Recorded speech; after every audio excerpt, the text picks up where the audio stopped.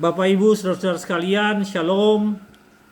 Pada hari ini saya ingin membagi kepada Bapak dan Ibu semua tentang salah satu resep atau rahasia untuk hidup dalam kebahagiaan Tuhan. Dan resep tersebut atau kunci kebahagiaan dalam kebahagiaan Tuhan itu akan diambil dari Mazmur pasal 119 ayat pertama sampai dengan ayatnya yang ke-8. Saudara-saudara sekalian, Anda pasti sudah tahu bahwa Mazmur 119 adalah pasal yang terpanjang bukan saja di dalam kitab Mazmur tetapi di seluruh Alkitab.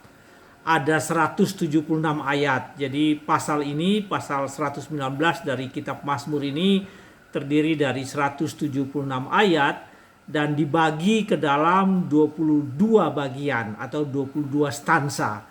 Setiap stansa atau setiap bagian itu terdiri dari 8 ayat. Nah, Mazmur ini adalah satu Mazmur yang disebut dengan Mazmur akrostik atau Mazmur alfabetikal. Nah, Bapak Ibu, akrostik artinya bahwa satu gubahan puisi di mana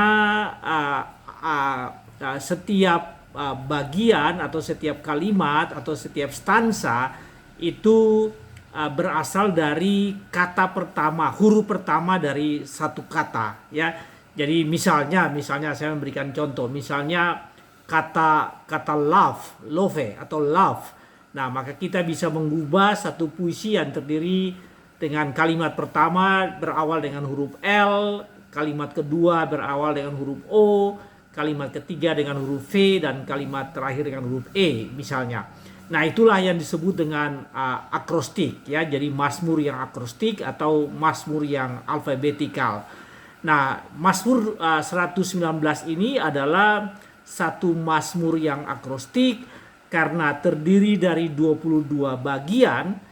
Dan 22 bagian tersebut masing-masing bagian menunjukkan 22 abjad pada alfabetikal Ibrani, ya. Jadi orang Yahudi dengan bahasa Ibraninya mereka mempunyai 22 huruf dan setiap huruf digambarkan di dalam 22 stansa atau 22 bagian dari Mazmur 119 ini.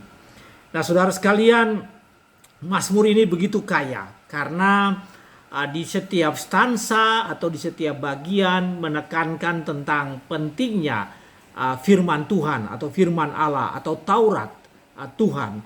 Dan kalau Anda membaca, Anda memperhatikan Mazmur ini, maka hampir, saya katakan hampir karena hampir kira-kira 100%, almost 100% dari seluruh ayat, ya, 176 ayat ini ada penjelasan tentang secara eksplisit tentang Taurat atau tentang firman Tuhan. Jadi kalau Anda membaca firman ini, ya, Mazmur 119 ini, Anda akan menemui kekayaan itu.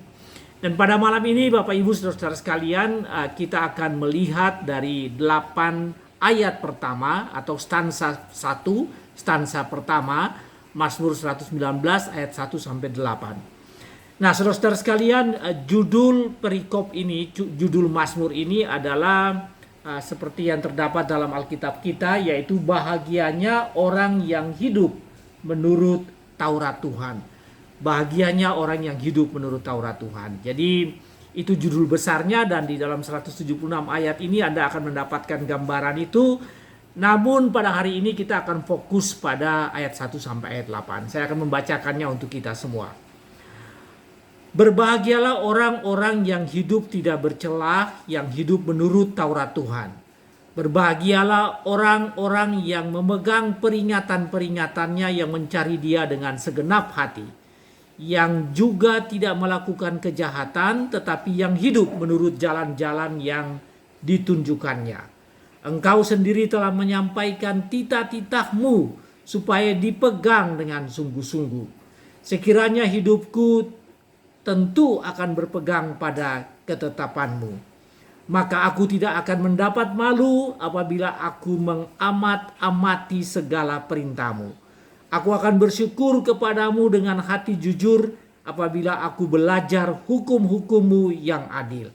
Aku akan berpegang pada ketetapan-ketetapanmu, janganlah tinggalkan aku sama sekali.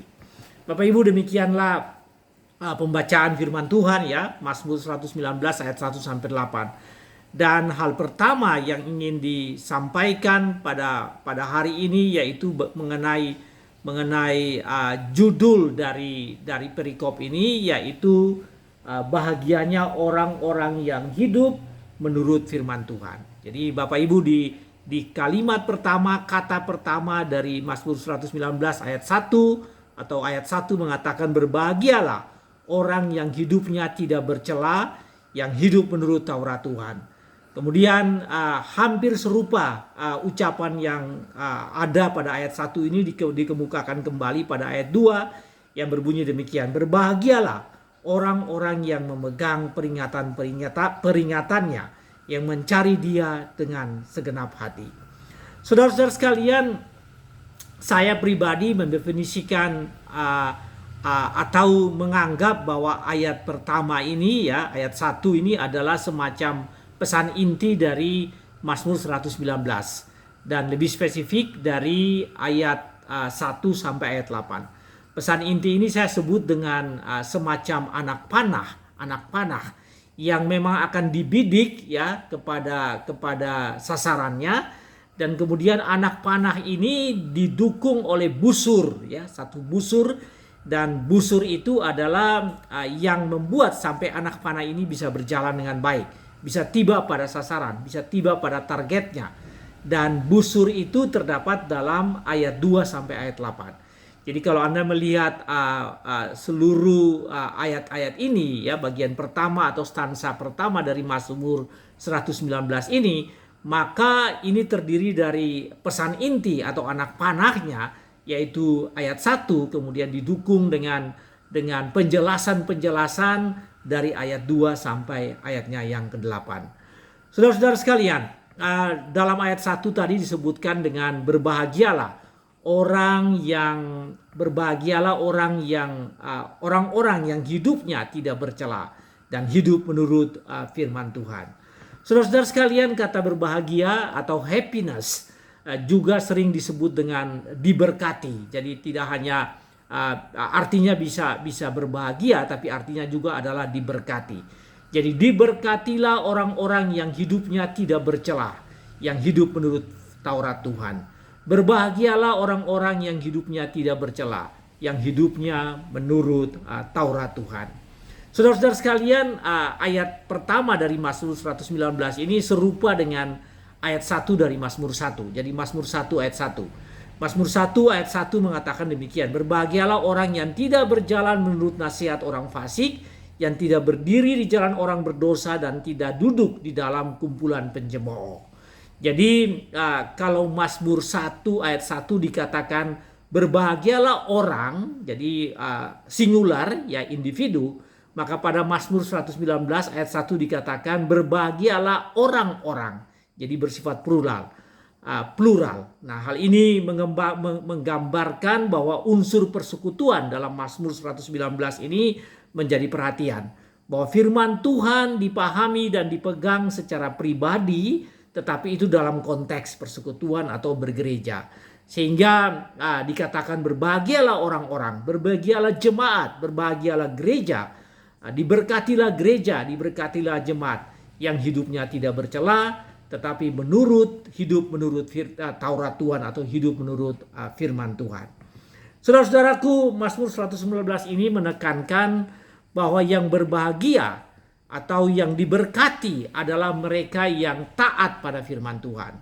Nah, ada banyak ukuran kebahagiaan, ya, banyak ukuran kebahagiaan di dunia ini.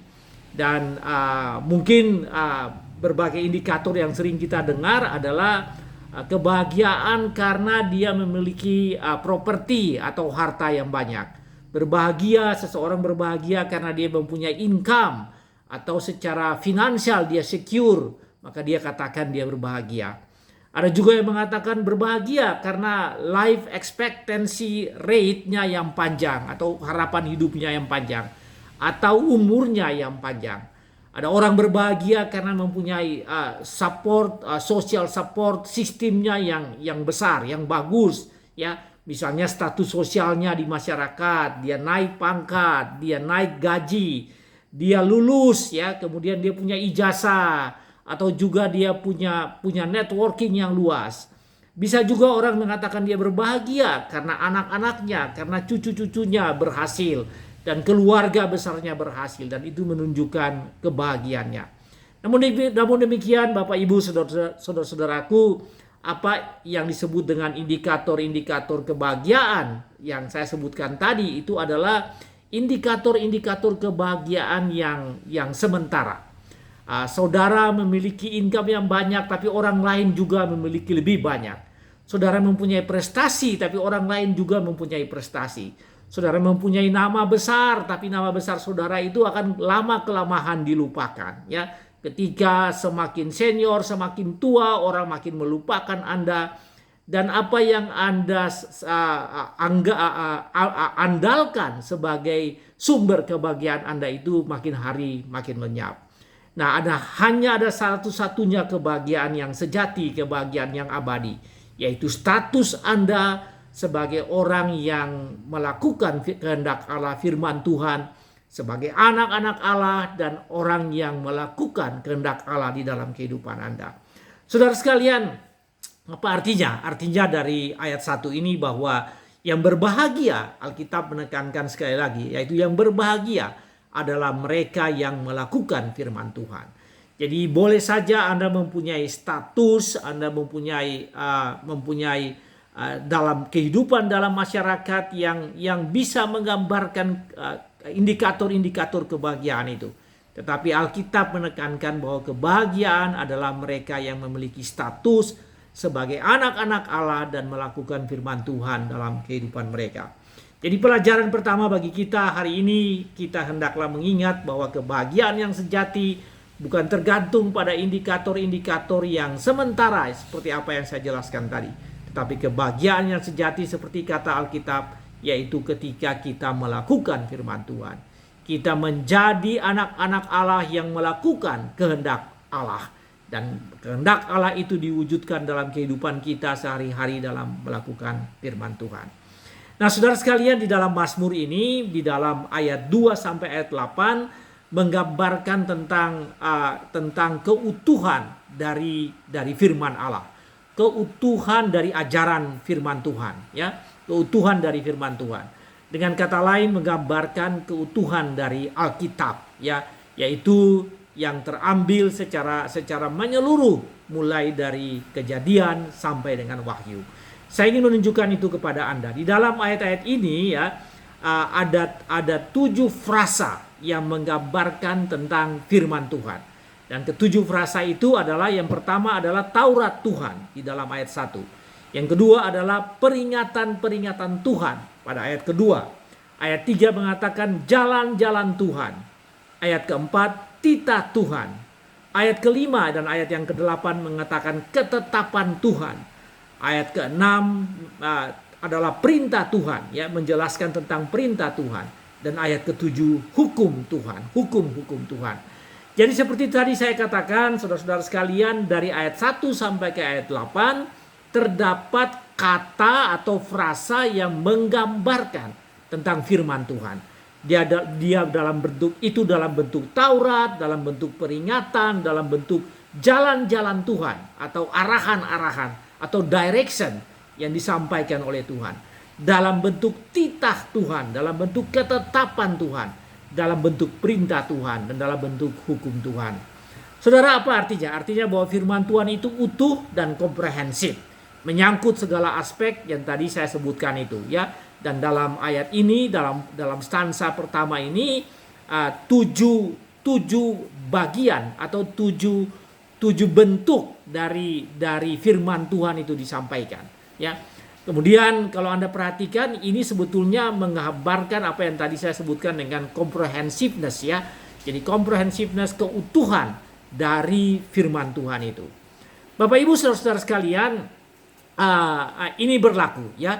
Jadi kalau kita berbicara tentang keutuhan dari firman Tuhan, maka itu menjelaskan tentang firman Tuhan yang tidak bisa dipilih-pilih, tidak bisa diseleksi oleh kita, lalu kemudian kita hanya favorit terhadap bagian-bagian firman Tuhan tertentu dan kemudian kita melupakan firman Tuhan yang lain.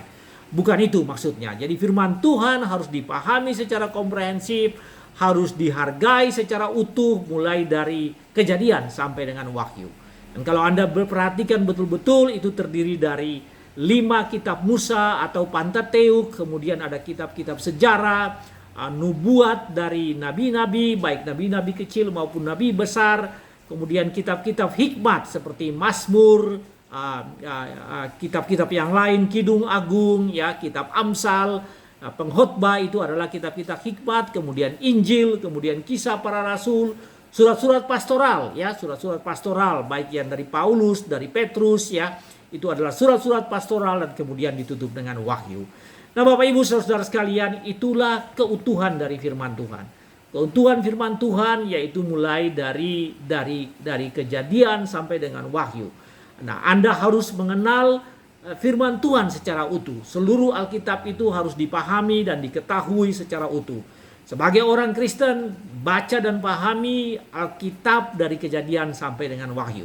Dan kalau boleh Bapak Ibu saudara-saudaraku, Anda harus khatam atau Anda harus tamat membaca firman Tuhan secara keseluruhan, bahkan berulang-ulang, ya, berulang-ulang membaca, menggumuli, membaca sehingga kita bisa memahami dan mendapatkan kebenaran secara komprehensif dan memahami firman Tuhan secara utuh atau secara komprehensif.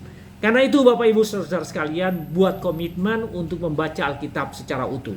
Ya, Anda bisa saja membaca banyak hal, Anda bisa saja membaca banyak buku, tetapi yang paling utama dalam kehidupan ini membaca Alkitab. Dan saya tidak tahu apakah Anda sudah pernah membaca khatam Alkitab secara utuh dari Kejadian sampai dengan Wahyu.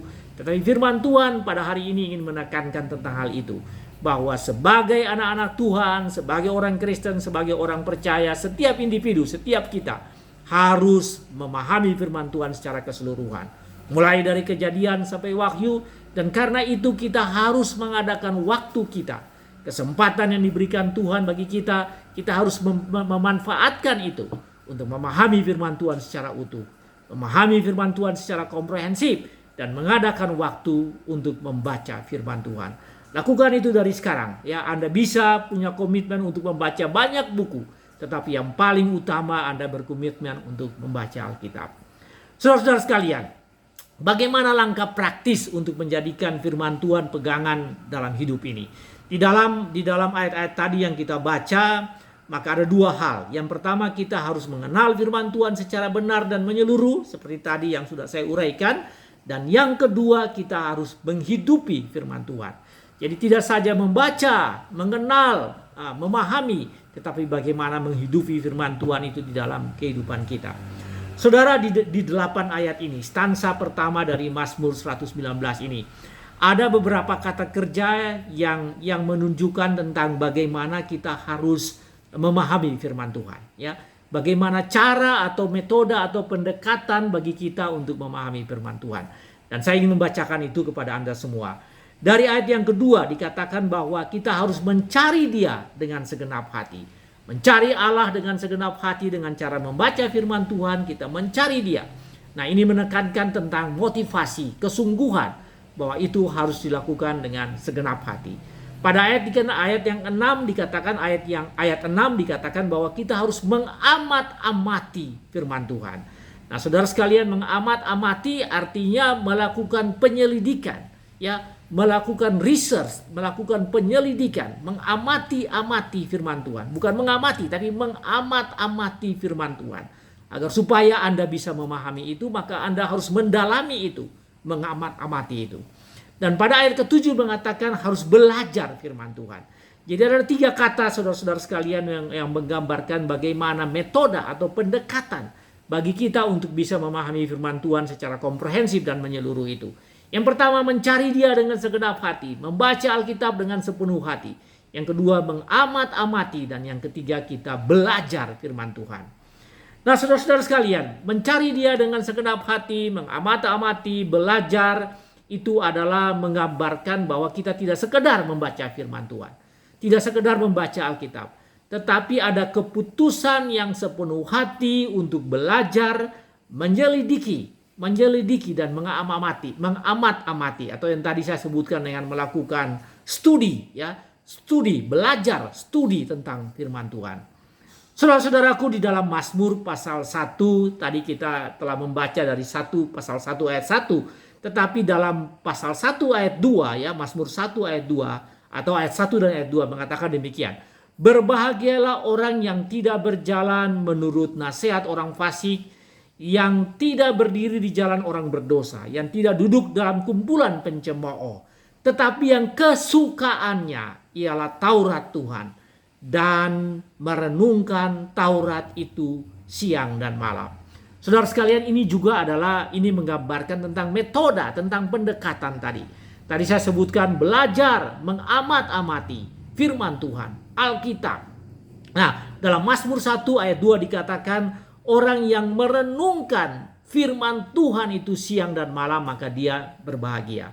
Saudara-saudara sekalian, apa arti kata merenungkan? Merenungkan artinya meditasi, melakukan meditasi, dan ada kalimat lain, ada pengertian lain terhadap kata merenungkan ini, yaitu apa yang disebut dengan ruminate, to ruminate. To ruminate itu artinya ruminasi, dalam bahasa Indonesia ini berarti memamah biak, Jadi mereka yang meditasi, mereka yang memamah biak itu adalah mereka yang melakukan itu sedemikian rupa sampai firman Tuhan itu betul-betul dipahami dengan baik. Bapak Ibu saudara-saudara sekalian, Anda perhatikan apa yang disebut dengan ruminasi, ruminasi atau memamah biak. Dan ada hewan-hewan piaraan yang kita sebut dengan memamah biak, seperti kambing, domba, sapi, kerbau, kuda. Itu adalah jenis-jenis hewan yang memamah biak. Bagaimana mereka memakan rumput, makanan mereka. Mereka makan, lalu kemudian mereka berdiam diri, kemudian mengeluarkan makanannya dari dalam perutnya, dari lambungnya. Kemudian dia mengunyah lagi. Jadi ada proses ketika dia mengunyah firman Tuhan, mengunyah rumput-rumput itu, makanannya kembali, Tadi sudah menelan, dia keluarkan lagi dan dia mengunyah kembali sehingga makanan itu menjadi sangat berguna, bernutrisi, yang baik bagi hewan-hewan itu, dan itu membuat bisa bertumbuh dengan baik, berkembang dengan baik. Nah Bapak Ibu, hal yang sama atau cara yang sama yang dikatakan dalam Mazmur 1 ayat 2 tadi, yaitu mereka yang merenungkan, yang meditasi firman Tuhan siang malam adalah mereka yang berbahagia. Mereka yang meruminasi firman Tuhan adalah mereka yang berbahagia. Saudara, apa artinya bagi kita? Artinya bagi kita bahwa ketika kita dipanggil, dituntut untuk membaca firman Tuhan secara komprehensif, maka kita tidak sekedar membaca. Tidak sekedar membaca, tapi kita harus meditasi dan meruminasi firman Tuhan. Dan mulai dari sekarang ini sudah saatnya kita melakukan itu. Minta pertolongan dari Roh Kudus, adakan waktu Anda. Dan tidak saja Anda membaca secara cepat, membaca secara cepat untuk memahami firman Tuhan, tapi pendalaman, membaca secara mendalaman, mendalami itu supaya Anda memahami firman Tuhan dan pada akhirnya Anda mengerti dengan baik firman Tuhan itu. Saudara, mulai dari sekarang tidak hanya sekedar membaca firman Tuhan, tetapi membaca, mendalami, merenungkan firman Tuhan, meditasi firman Tuhan itu apa manfaatnya bagi Anda. Dan kemudian dari sana Anda akan mendapatkan nutrisi rohani yang berguna bagi kehidupan Anda. Saudara sekalian, yang terakhir yaitu di dalam firman Tuhan ini menjelaskan tentang setelah kita memahami, setelah kita melakukan meditasi firman Tuhan, meruminasi firman Tuhan dalam kehidupan kita, mengerti secara komprehensif, langkah selanjutnya yaitu kita menjalankan firman Tuhan atau kita melakukan firman Tuhan itu. Saudara, di dalam 8 ayat ini ada 2 kali dikatakan bahwa firman Tuhan itu dijalankan, dijalankan oleh kita, dijalankan oleh anak-anaknya, yaitu hidup menurut firman Tuhan. Menurut firman Tuhan, 2 kali disebutkan di dalam perikop ini, di dalam 8 ayat ini, yang itu artinya berjalan dengan tuntunan firman Tuhan. Kemudian dikatakan juga ada 4 kali di dalam ayat-ayat ini dikatakan berpegang pada firman Tuhan. Nah, berpegang pada firman Tuhan ini menjelaskan tentang obedience, ketaatan, ya, kepatuhan pada firman Tuhan. Berpegang firman Tuhan juga berarti bahwa dalam kondisi apapun tetap berpegang pada firman Tuhan. Jadi ini menunjukkan kesetiaan dan ketaatan di dalam melakukan firman Tuhan. Nah, di dalam 8 ayat ini sekali lagi saya ingin menekankan ada 4 kali kata berpegang pada firman Tuhan atau memegang firman Tuhan. Itu ada 4 kali dengan kata dasar pegang dan 2 kali kata dasar yang menyatakan berjalan menurut firman Tuhan, ya. Berjalan menurut firman Tuhan yang berarti melakukan firman Tuhan di dalam kehidupannya. Saudara, kembali ke Mazmur 1. Mazmur 1 menyatakan begini, merenungkan firman itu siang dan malam. Jadi merenungkan firman itu siang dan malam berarti bahwa menjalankan firman Tuhan itu, memahami firman Tuhan itu, kemudian siang dan malam, ya. Tidak ada hentinya siang dan malam memikirkan dan kemudian menjalankan firman Tuhan itu dalam kehidupan kita. Nah, artinya firman Tuhan artinya bahwa firman Tuhan itu harus menuntun perjalanan kita itu tiada henti, ya, 24/7. 24 hours in 7 days, ya. Sepanjang kehidupan kita firman Tuhan harus menjadi bekal dan yang menuntun kehidupan kita di dalam kehidupan kita sehari-hari. Nah, Bapak Ibu saudara-saudara sekalian, apa artinya ini bagi kita? Ya, bagaimana melakukan firman Tuhan? Berarti bahwa kita harus berpegang pada firman Tuhan setiap saat. Mungkin Anda belum berhasil, ya, mungkin kita belum berhasil dalam hal-hal tertentu menjalankan firman Tuhan. Tapi itu tidak berarti bahwa kita harus berhenti. Karena dikatakan kita harus merenungkan itu siang dan malam dan kita melakukan itu siang dan malam dalam kehidupan kita. Tetapi Anda harus punya komitmen. Kita masing-masing harus punya komitmen untuk menjadikan firman Tuhan itu yang sudah kita gumuli, yang sudah kita belajar, ya, kita mempunyai komitmen untuk melakukan firman itu sebagai pedoman di dalam kehidupan kita. Saudara-saudara sekalian, apa artinya ini bagi kita? Artinya bagi kita bahwa firman Tuhan pada hari ini ingin menjelaskan bahwa ada banyak orang mengatakan ada banyak cara untuk mencapai kebahagiaan di dalam hidup ini. Tetapi kebahagiaan dengan indikator-indikator yang seperti saya sebutkan tadi, ya, financial indikator, indikator sosial indikator, kemudian indikator-indikator lain yang begitu banyak, semuanya sementara. Alkitab menekankan bahwa kebahagiaan yang paling utama, yang sejati, yang abadi terjadi pada Anda apabila Anda percaya kepada Kristus sebagai firman yang hidup, yang telah menjadi manusia dan melakukan ajaran-ajaran Yesus di dalam kehidupan Anda. Berbahagialah kamu yang kesukaannya lah firman Tuhan dan merenungkan firman itu siang dan malam. Tuhan berkati saudara semua. Amin.